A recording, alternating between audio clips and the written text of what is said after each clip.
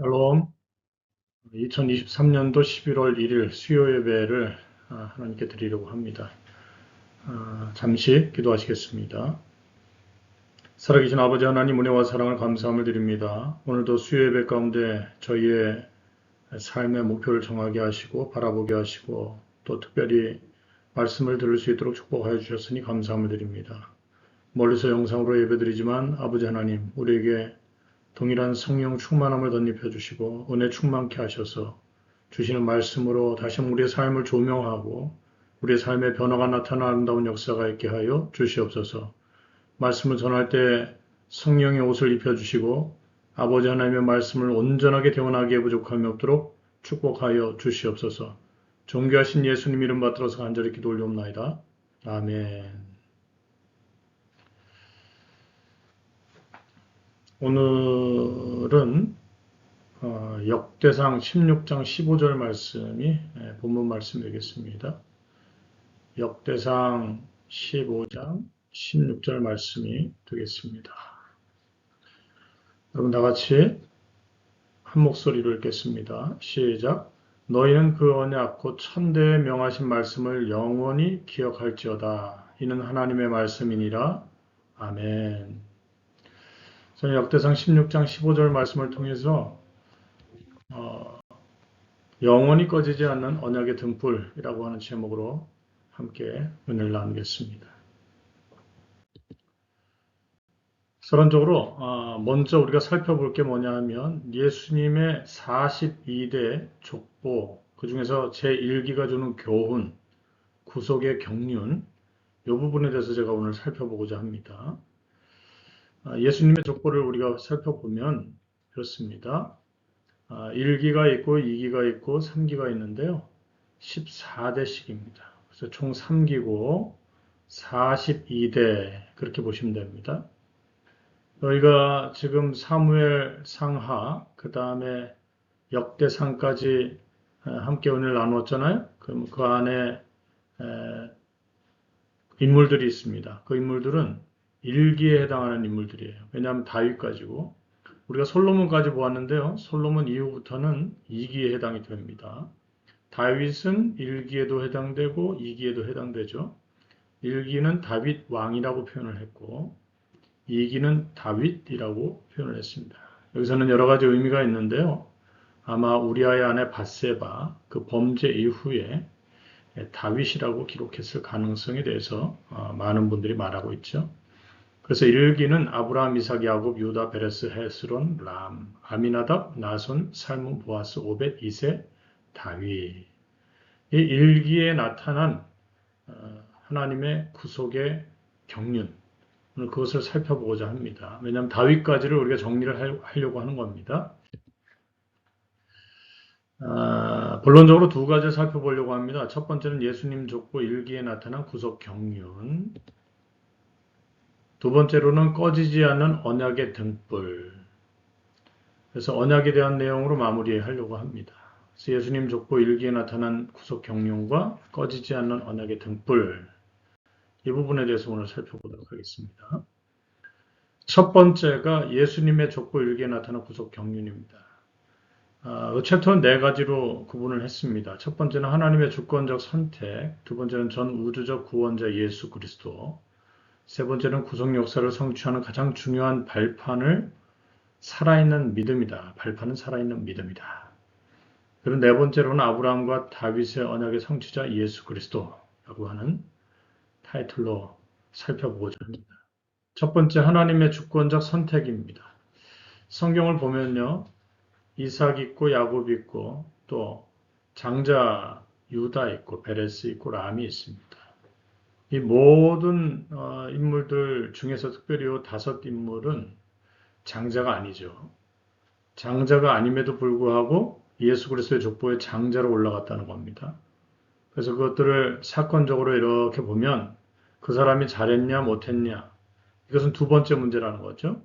그 사람 믿음이 좋냐 안 좋냐는 두 번째 문제고 첫 번째가 뭐냐면 하나님의 주권적 선택이 있었다는 겁니다.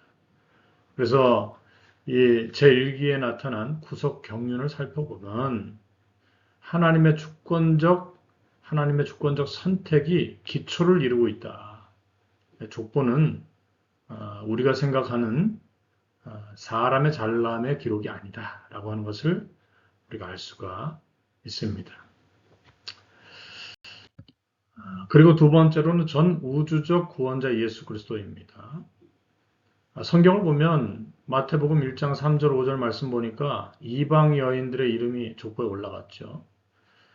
이건 유대 족보를 기록하는 개념하고 너무 달라요. 유대는 첫 번째 남자여야 되고 두 번째 장자여야 됩니다. 아까 제가 말씀드렸지만 장자권을 상실한 다음에 장자는 또 선택을 받아서 장자권을 가질 수 있는 거죠. 그런 것처럼 이방 여인들이 이름을 족보에 올린다는 것은 절대 허용이 되지 않는 겁니다. 그러나 예수님의 족보 안에는 이방 여인들의 이름이 적혀져 있다. 물론 장자 이름으로 기록된 것이 아니지만 그 여인들을 통해서 누구를 낳았다라고 기록하고 있다는 겁니다. 이것은 어떤 의미를 가져다 주냐? 로마서 3장 22절과 10장 11절, 13절 말씀을 보면 우리 그리스도 안에서는 차별이 없다는 거예요. 어떤 환경이라든지 지위라든지 혹은 물질의 축복을 받았기 때문에 그 사람은 특별히 하나님께서 선택하신다는 개념이 없습니다. 말씀 안에 예수 그리스도 족보 안에는 의롭게 됨에 차별이 없다. 예수 안에 있으면 다 의롭게 된다라고 하는 것을 우리에게 말씀해주고 있습니다. 그리고 또 예수 그리스도의 보혈로 말미암아 사람이 천국의 기업을 가진 하나님의 권속이 될 수 있다. 우리는 죄인이기 때문에 스스로가 천국을 선택하거나 또 천국에 들어갈 수가 없죠. 하나님의 권속이 될 수가 없는 거죠. 그러나 주님의 강력한 은혜로 말미암아 그의 흘리신 보혈로 말미암아 우리가 하나님의 권속이 될 수 있다. 하나님의 권속이 되는 그 순간부터 천국을 기업으로 받는다라고 성경은 말씀하고 있는 겁니다. 에베소서 2장 12절, 13절 말씀, 그리고 19절 말씀이 증거해주고 있습니다. 세 번째로는 살아있는 믿음이 구속 역사를 성취한다. 이 믿음의 문제라는 거죠. 구속사에 기록된 인물들, 예수 그리스도의 족보 일기에 기록된 인물들은 굉장히 더더군다나 믿음이 강조되고 있다. 살아있는 믿음이 구속 역사를 성취한다는 것을 보여주고 있다. 여러분 잘 아시겠지만 다말이 누구입니까? 유다의 며느리입니다. 그럼에도 불구하고 거룩한 씨를 갖고자 원했던 이 며느리는 유다의 씨를 가졌죠. 창세기 38장 26절에서 30절 말씀. 인간적으로 보면 범죄에 속하는 거지만 정말 은혜로 보고 하나님의 구속 역사로 바라봤을 때 이것은 다말의 살아있는 믿음의 결과물이었다라고 보는 겁니다. 라합은 어떤 여인입니까? 여리고성의 성창, 창녀였는데요. 창녀는 두 가지로 구분을 합니다. 그냥 일반 창녀가 있고 또 하나는 제사 의식 속에 그동안의 이방신들을 보면요. 성창 제도가 있었거든요. 그 속에서 거룩한 창녀로서의 역할을 감당했던 인물이다라고 학자들은 보고 있습니다. 그래서 이 라합이라고 하는 인물이 어떻게 예수 그리스도의 거룩한 족보 안에 들어갔을까? 이런 장면들을 보여줄 때 이것은 라합의 믿음의 문제다라고 성경은 여호수아서 2장 1절, 6절, 11절, 18절, 야고보서 2장 26절, 히브리서 11장 31절, 마태복음 1장 15절에 기록하고 있다는 사실입니다. 세 번째 여인은 룻입니다. 룻. 이 룻이라고 하는 여인은 누구였습니까? 모압에서 결혼을 했으니까 모압 여인이죠. 그리고 모압에 남을 수 있는 기회가 있었죠. 그러나 그 자신들의 삶의 편의를 따라가지 아니하고 정말 그 어머니의 신앙을 쫓아서 살겠노라고 고백하면서 결국에는 예수 그리스도의 족보에 들어가는 자녀를 생산했다라고 하는 것을 말씀하고 있습니다. 이 보아스하고 만나서 자녀를 생산함으로 예수 그리스도 족보에 기록된 훌륭한 인물이 되겠습니다. 이것은 무엇을 가르쳐 줍니까? 살아있는 믿음이 있는 사람들은 하나님께서 복잡한 과거 이런 것들 묻지 않으신다는 거예요. 아무리 복잡한 과거가 있을지라도 삶을 회개하고 예수 그리스도를 주라 고백하며 하나님을 아버지라고 고백하는 믿음의 삶을 살아가는 사람들은 반드시 살아있는 구속의 역사를 성취할 수 있다. 믿음을 완성지을 수 있다라고 하는 것을 성경은 말씀하고 있습니다. 하나님께서는 믿음을 귀하게 보신다. 오늘날 저와 여러분 훌륭해서 이 자리에 있는 게 아니잖아요. 하나님께서 우리의 믿음을 귀하게 보심으로 하나님을 또 증거하는 삶을 살아갈 때 하나님께서 우리를 인정하시는 구속의 역사를 성취하는 인물로 우리를 선택해 주시고 인도하여 주실 줄로 믿습니다. 네 번째로는 아브라함과 다윗 언약의 성취자 예수 그리스도에 대해서 보여주고 있습니다. 예수님은요, 아브라함과 다윗 언약의 성취자로 오셨죠. 창세기 12장 3절에 보니까 너를 인하여, 너는 아브라함입니다. 창세기 18장 18절에 그를 인하여, 그 다음에 창세기 15장 5절에 내 자손, 창세기 22장 17절 18절에 내 씨, 이렇게 아브라함의 씨, 아브라함의 자손이 갈라디아서 3장 16절 말씀 보니까 예수 그리스도께 귀결되고 있어요. 그래서 아브라함의 자손은 모두가 자손이 아니라 예수 그리스도가 아브라함의 자손이고 예수 안에 있는 사람들은 그로부터 아브라함의 자손이 된다라고 하는 것을 성경은 말씀하고 있죠. 아브라함이라고 하는 인물의 자손이 된다기보다는 아브라함과 맺었던 언약, 아브라함과 하나님이 맺었던 언약의 중심에 서 있는 삶을 살아가게 되는 자손이 된다. 그래서 마태복음 1장 1절에는 아브라함과 다윗의 자손 예수 그리스도의 세계라 이렇게 기록하고 있는 것을 볼 수가 있습니다. 예수님이 그러므로 곧 메시아임을 선포하는 거죠.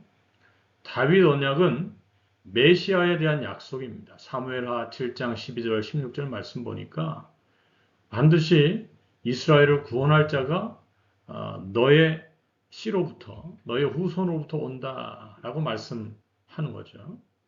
여기서 말하는 한 자손이 바로 예수 그리스도를 가리키는 겁니다. 그 자손으로 예수님께서 오셨다고 누가복음 1장 33절과 히브리서 1장 8절 말씀은 증거해주고 있습니다. 크게 두 번째 대지로는 꺼지지 않는 언약의 등불입니다. 예수님의 족보 일기는 언약으로 시작해서 언약으로 끝나요.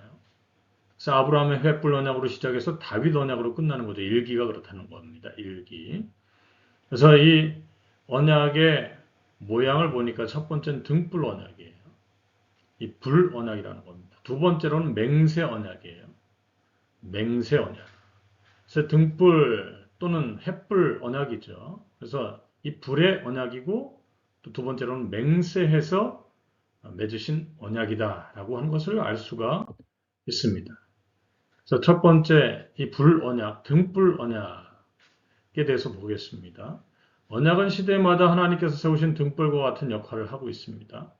그 시대에 꺼져가는 등불을 켜시는 것이 뭐냐? 바로 언약 체결이라는 겁니다. 언약 체결을 하면 왜 그것이 불을 밝히는 것이냐? 죽어가는 시대를 밝히는 하나님의 구속 경륜과 사랑의 메시지가 있기 때문이다. 라고 하는 것을 성경은 기록하고 있습니다. 역대하 21장 7절. 또 하나는 하나님의 등불이라고 기록하고 있어요. 성경은. 그러니까 이 등불은 어떤 누구의 등불이냐? 하나님께서 하나님의 소유물인 등불이다. 그러니까 이것은 꺼지지 않는 불이라는 뜻이죠. 역대상 16장 15절과 시편 105편 8절과 119편 105절과 잠언 6장 23절 말씀이 증거하고 있습니다. 이 역대하 22장 7절 말씀을 보면 여호와께서 다윗의 집을 멸하시기를 즐겨하지 아니하셨음은 그 이전에 다윗으로 더불어 언약을 세우시고 또 다윗과 그에게 항상 등불을 주시겠다고 하셨습니다. 그러니까 하나님께서 다윗과 언약을 세우시고 다윗한테 등불을 주겠다. 이 등불은 하나님의 등불이죠. 꺼지지 않는 등불을 말씀하고 있는 것입니다. 두 번째로는요, 맹세 언약이죠. 시편 132편 11절, 110편 4절, 히브리서 6장 17절, 또 7장 21절 말씀이 맹세 언약에 대해서 말씀하고 있습니다. 이 맹세 언약은 첫 번째 꺼지지 않는 언약이에요. 이 꺼지지 않는다는 것은 어떤 의미를 가지고 있습니까? 세 가지의 의미가 있습니다. 굳게 세운 언약이라는 거예요. 시편 89편 28절. 그리고 파하지 않는 언약이랍니다. 깨지 않겠다는 거죠. 시편 89편 34절. 그리고 이 꺼지지 않는 언약이라고 하는 의미는 영원한 언약이라는 겁니다. 영원하다는 거예요. 성경 구절 제가 많이 적어놨으니까 여러분 그것을 읽어보시면 좋을 것 같습니다. 살펴보고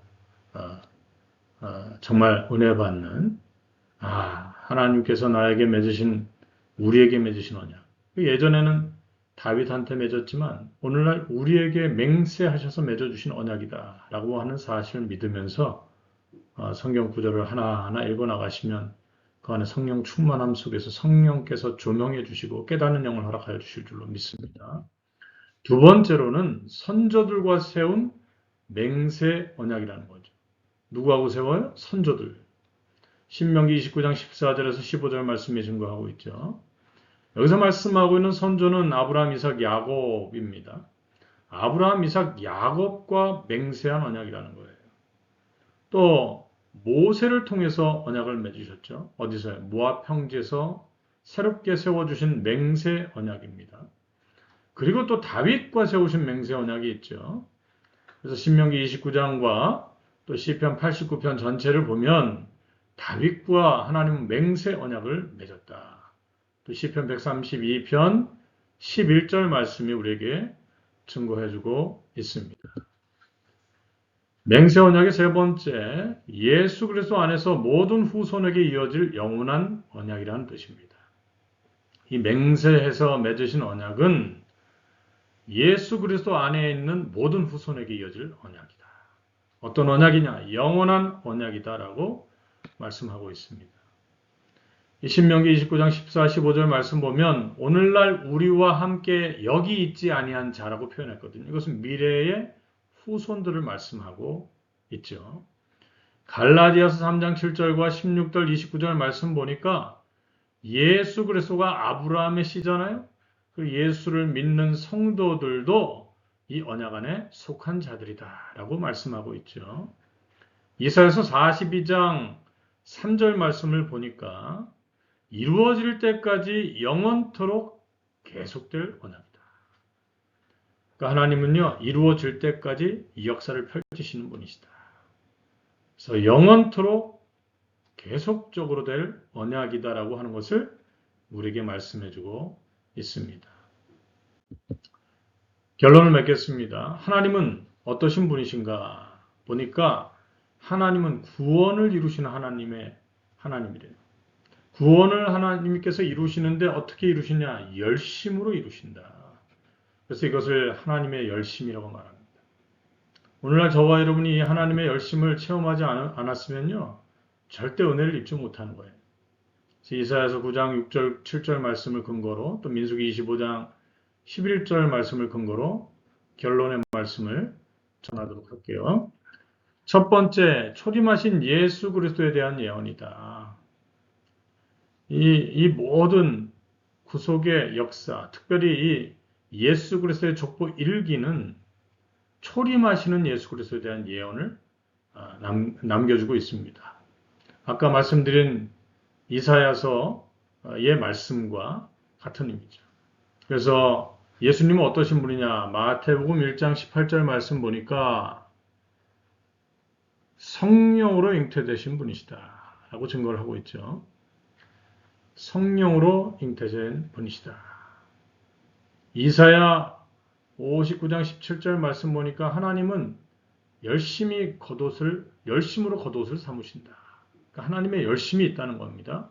그래서 하나님의 그 열심이 예수 그리스도를 보여주고 있는 겁니다.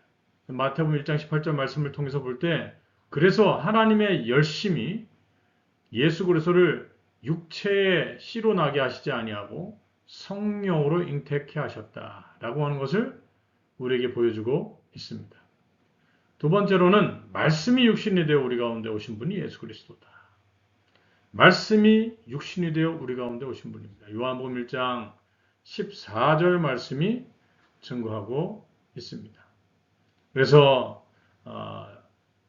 예수 그리스도의 족보 1기에서 우리에게 나타내 보이시는, 특별히 이사야서 9장 6절 7절 민수기 25장 11절 말씀을 근거로 볼 때 이 모든 구약의 예언은 초림하시는 예수 그리스도의 예언을 나타내고 있다.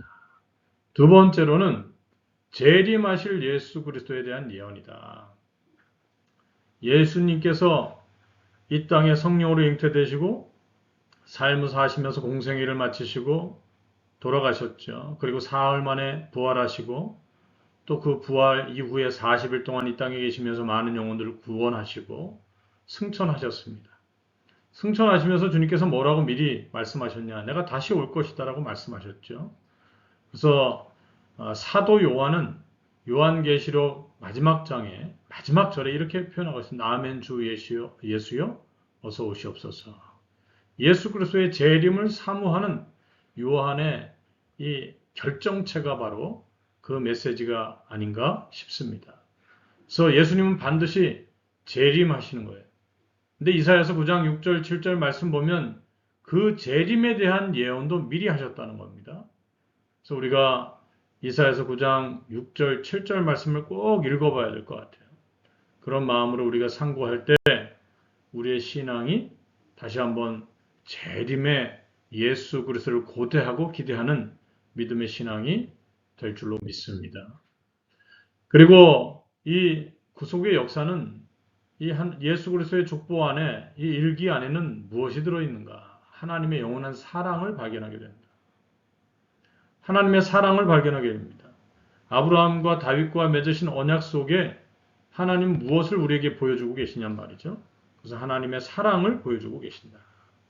하나님의 영원한 사랑을 말씀하고 있습니다.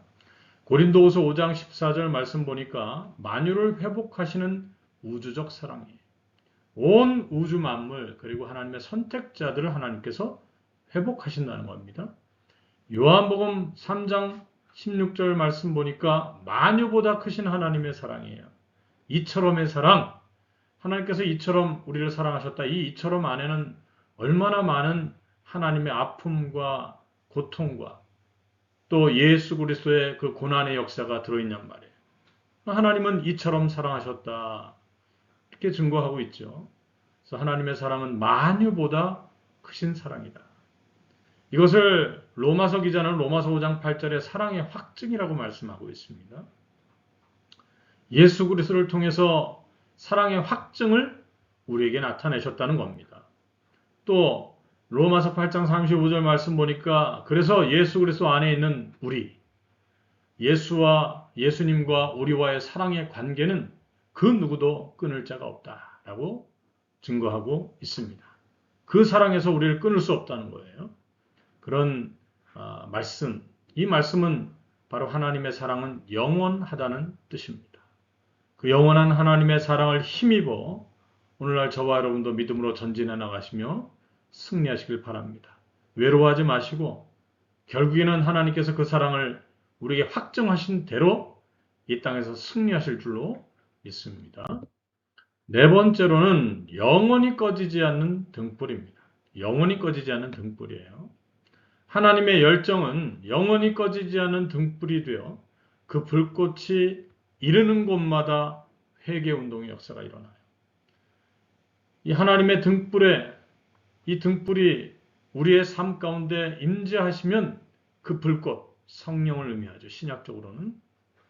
성령께서 내 마음에 계시면 회개의 열풍이, 폭풍이 일어난다. 그래서 수많은 거룩한 백성들이 하나님 앞에 나와 즐거이 헌신하고 또 하나님께 받은 그 은혜에 보답하는 삶을 살아간다고 성경은 말씀하고 있습니다. 오늘도 저와 여러분이 그렇게 살아가기를 소망합니다. 우리 시편 110편 3절 말씀 같이 읽을게요. 시편 110편 3절 말씀 찾아서 읽겠습니다. 시편 110편 3절. 다 같이 시작. 주의 권능의 날에 주의 백성이 거룩한 옷을 입고 즐거이 헌신하니 새벽 이슬 같은 주의 청년들이 주께 나오는도다. 아멘. 우리 제주축복교회도 그런 역사가 일어날 줄로 믿습니다. 다섯 번째로 거룩한 산에 영영이 거하시는 하나님을 보여주고 있습니다. 이렇게 하나님의 열심은 거룩한 산에 영영이 거하시는 하나님의 모습으로 귀결된다. 하나님의 산은 영원하죠. 그 성산은 영영이 그 성산에 거하시는 하나님을 맞이하기 때문에 영원한 거죠. 하나님이 영원하시기 때문입니다. 그래서 오늘날 이 거룩한 성산은 무엇을 나타내는가? 두 가지로 성경은 우리에게 보여주고 있는 겁니다. 첫 번째는 거룩한 백성들을 의미해요.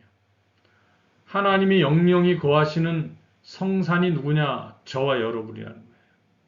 오늘도 하나님께서 우리와 함께 하실 때 우리가 거룩한 산이 되는 겁니다. 그 두 번째로는 그 거룩한 백성들이 거하고 있는 교회를 가리켜요. 그래서 하나님의 거룩한 성산은 저 이스라엘에 있는 시온산이 아니라 오늘날 믿음을 가지고 있는 하나님의 백성들이며 그 백성들이 모여서 모임을 하는 거룩한 어떻게 보면 이 하나의 부락을 이루고 있는 거룩한 단체, 바로 교회이죠. 그래서 이 교회를 가리키고 있다고 성경은 우리에게 말씀해주고 있습니다. 이 공동체가요, 하나님이 거하시는 공동체이기 때문에 성산이. 오늘부터 내가 거룩한 산이로구나. 우리 교회가 거룩한 산이구나 라고 하는 것을 믿고 이 성산이 깔끔해야 되고 저도 깨끗해야 되고 내가 거하는 모든 환경이 깨끗해야 되고 우리의 모임이 깨끗해야 되는 믿음의 삶을 사시길 바라겠습니다. 그리고 이 거룩한 성산은 승리의 산이. 성경에서는 시온산이죠.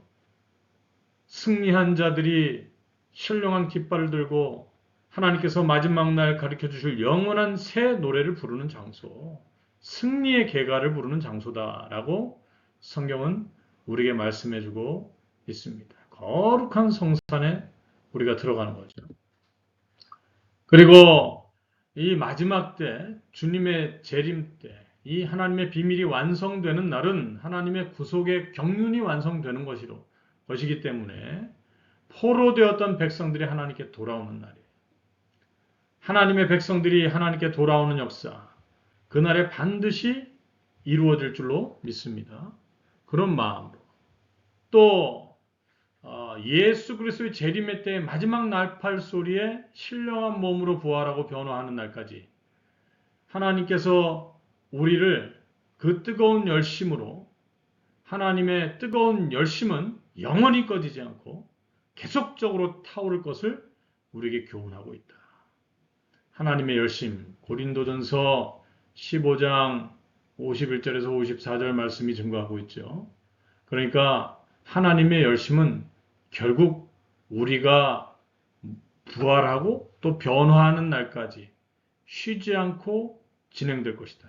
그래서 이것을 영원히 꺼지지 않고 계속 타는 불꽃이다. 이렇게 말씀하고 있는 것입니다.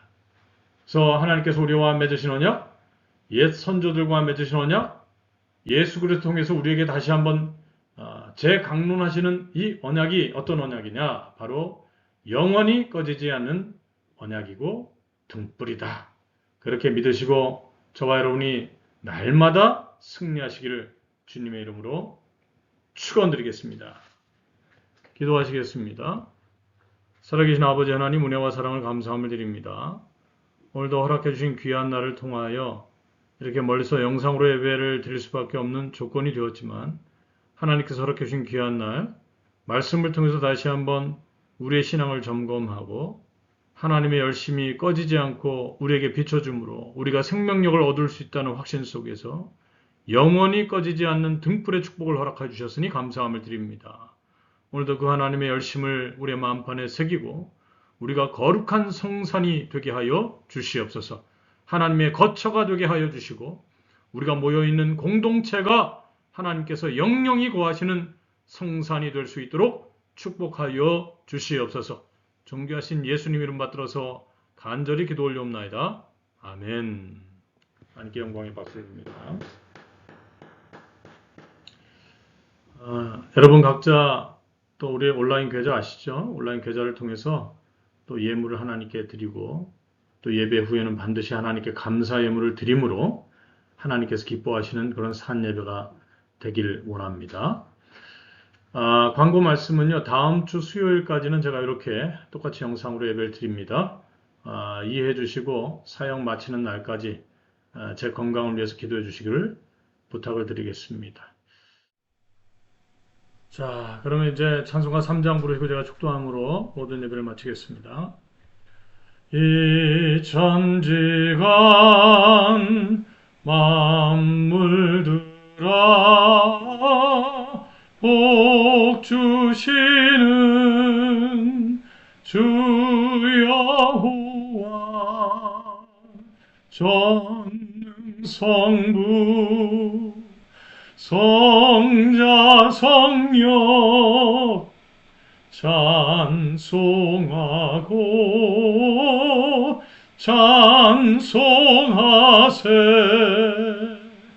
아멘. 지금은 우리 주 예수 그리스도의 한없는 은혜와 우리 아버지 하나님의 극진하신 사랑하심과 성령님의 감화감동 내주 교통하심의 역사하심이 오늘 이 자리에 머리를 숙이고 말씀을 들음으로 영원히 꺼지지 않는 하나님의 열심의 등불을 우리의 마음판에 품고 거룩한 성산이 되므로 아버지 하나님과 영영이 거하는 아름다운 역사를 소망하며 전진하기를 원하는 이 자리에 머리 숙이신 사랑하는 성도님들 머리 위에, 두고온 가족 위에, 직장 위에, 사업체 위에, 멀리서 영상으로 예배드신 모든 식구들 위에 지금으로부터 영원토록 함께 있을지어다. 아멘. 모든 예배를 마쳤습니다. 평안한 길 되시기 바랍니다. 감사합니다.